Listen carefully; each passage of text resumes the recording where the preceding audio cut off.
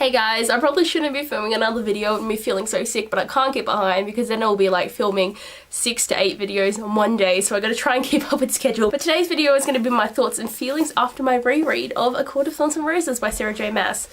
I wanted to film this video just so that I could reflect on how I feel reading for the second time and also reflect on like how that's changed from the first time I read this book. And also I was going to film a video with A Court of Thorns and Roses and A Court of Mist and Fury in the same one, but it's just, I feel like I'm going to have too much to talk about, so I've just separated the books. And I actually have this notebook that I write all my feels for Sarah J Maas books in, and like, as you can see, there is, look at this, look how much I write a lot of stuff.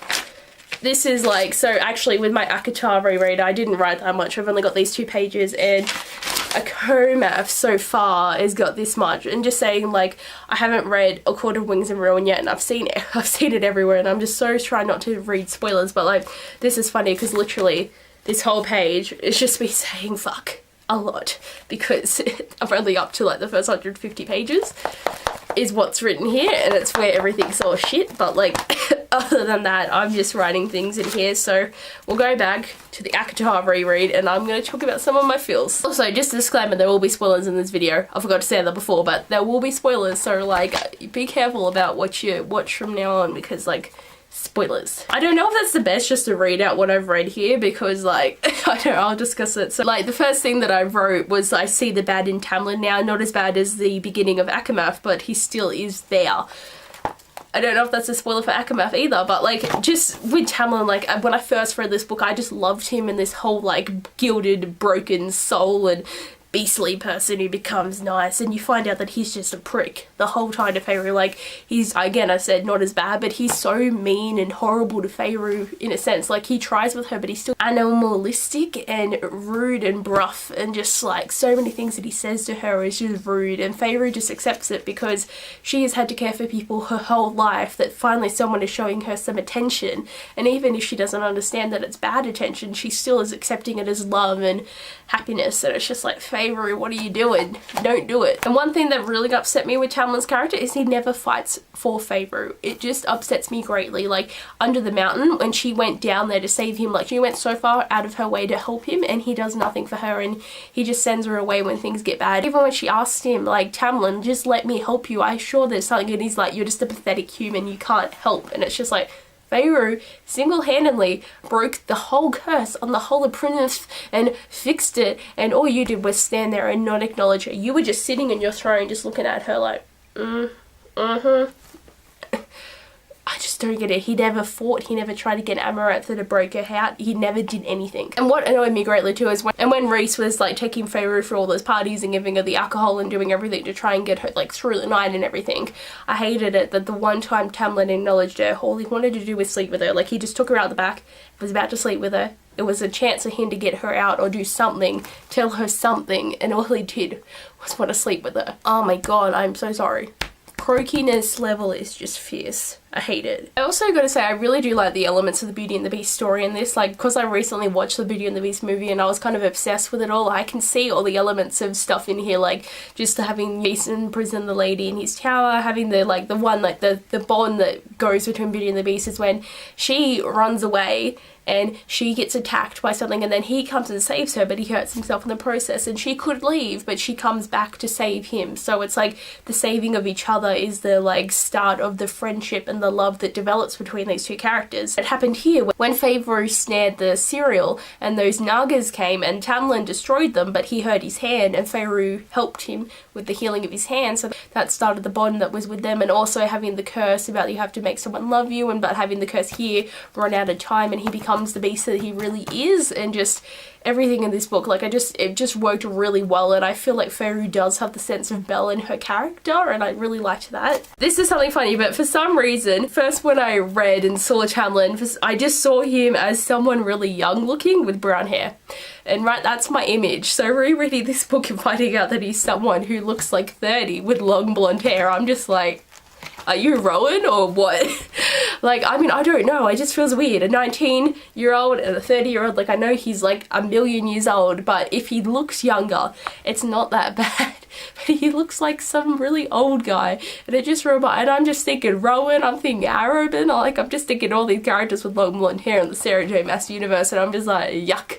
No, like Reese looks younger, doesn't he? Like they just described him as being beautiful, and he's got the short brown hair and the pretty eyes, but like literally I just was so like, what? Why do you have long hair and you're like 50? What is going on? And guys, I have to tell you about the most intense bit of foreshadowing I've ever read in a book, right? So this is Amarantha, right? When Feyre is about to do the last challenge, and Amaranth is here going to her, like, do you want to figure out the riddle and all that? And then she's like, you never figured out my riddle, did you? And then she's like, pity.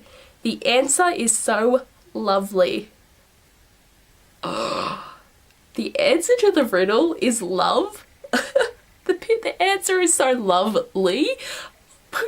It killed me. And it's just like, Feyre, you dumb bitch, can't you see that she just gave you the answer? Like, if you heard the word and then you thought back to the riddle, wouldn't you have just kind of been like, oh my god, love, lovely, it means love, it's what it is. Like, that just got me so hard. I was just like, oh my god, she just gave the answer away. Like, why would she do that? Like, obviously Feyre just figures it out when she's had a neck snap and she's all like, but what if she actually thought that, like, when Alice is saying to her, listen out for things like you'll find answers in the shadows of hearing what you hear. What if when she nearly died, she remembered Amarantha saying this to her, and it's just like, it got me so much. I was just like, oh my god, this foreshadowing is the shit. This is really fun to do a book review of Acotar because I never actually made one, because I'm pretty sure I read Acotar either in the first month of my booktube or beforehand, but I hadn't made book reviews really that much. Like, I mean, I still find book reviews hard just to know what to talk about, but it's fun to talk about this stuff, and I'm really all over the place just looking at the notes. So this is another thing, like, so I thought the festival that Feyre went to with Tamlin, she danced, and Tamlin played music for her, was the sweetest moment, and that was on the summer solstice.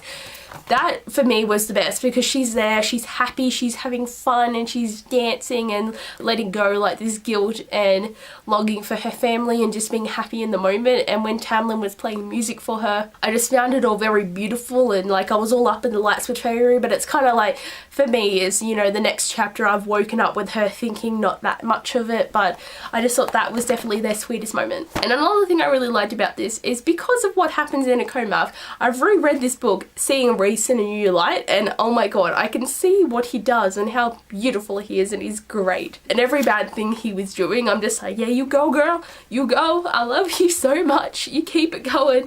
I love it. And just say my favourite scene with Reese in this book was when Reese, like after the whole thing with Tamlin, and Tamlin's like trying to sleep with her, Reese walks in on it, and then he swaps with Tamlin just before Amarantha comes in, and he's kissing Feyre, and Amarantha sees everything, so she gets Reese to service her and that, and he comes to Feyre in the cell, walks in, like storms in, slides down to the wall and just bitches about Amarantha, saying that she is just horrible, she's got me whipped, I can't do this anymore, Feyre, you gotta win, you gotta do this, Feyre, like you have to get us out. And it showed his true self in that moment, like he wasn't putting on the mask, and he wasn't trying to be the biggest, baddest Lord of the Night Court, like he wasn't trying to be anything, he just was saying to Feyre, like really begging, like you have to do this for us, you have to get us out so that we can kill this bitch.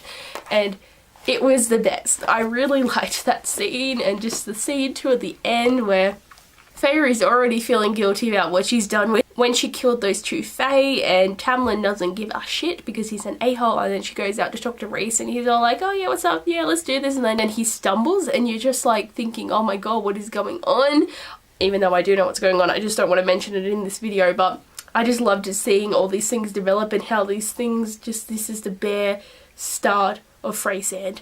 And I can't. I'm halfway through Acotar at the moment. No, not halfway. I'm like 260 pages through Acotar, and I'm doing my reread, but because the book buddy-a-thon's happening at the moment, I've had to put it down, and then I'll so once the book buddy-a-thon's done, I will then finish Acotar and then finally start Akawar and get into the fandom again, because I'm like so far behind, and it came out like a week ago and I still haven't read it because I suck at everything. But yeah, I'm really excited. So those were my 2 pages of notes that I really wanted to talk about, because it's just really thoughts. I wasn't really reviewing the book. Like, I actually did dock a star off my review just because of Camlin, the douchebag, the tool, floral scented asswipe.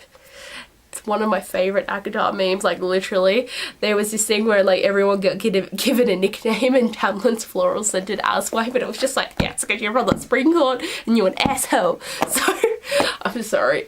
Sickness is making me delirious. But anyway guys, I hope you like my thoughts and feelings of this book, and I will be filming one for Acomath soon enough, even though my book review for that was so long. But yeah, but anyway guys, thanks for watching this video, and I'll see you later. Bye!